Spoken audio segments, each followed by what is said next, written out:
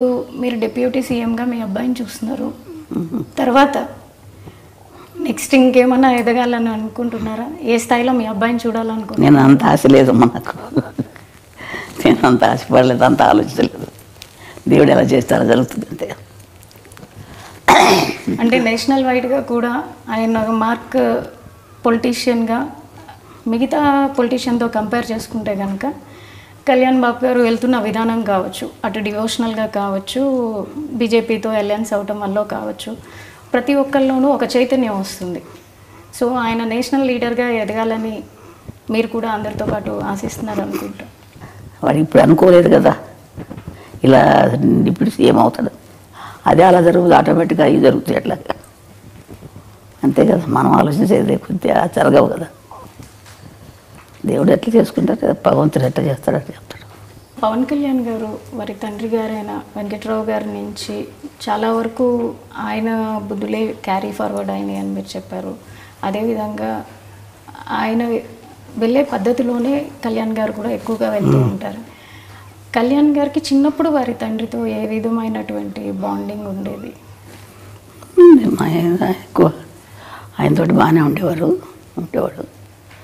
చిన్నప్పుడు కొంచెం పట్టుదల ఎక్కువ అయింది పిల్లడికి. ఏదైనా సరే నాకు ఇది కావాలంటే కావాలంతే, చెయ్యాలనుకుంటే చేస్తాడు.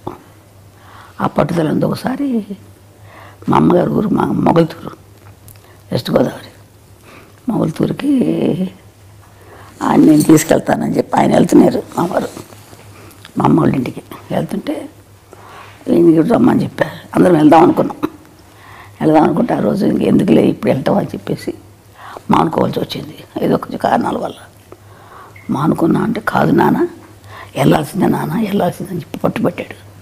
చెప్తుంటే ఈయనేవాడు కాదు, మొండికి ఎత్తేసేవాడు.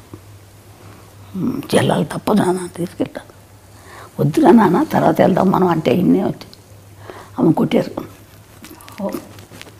కొట్టిన తర్వాత అప్పుడు మానేశాడు. పట్టుదల ఎక్కువ చిన్నప్పటి నుంచి కూడా. ఇది చెయ్యాలంటే చేసేసేవాడు అంతే. మరి మా ఫోన్లో ఎందుకు లేదా నువ్వు ఊరుకోడు.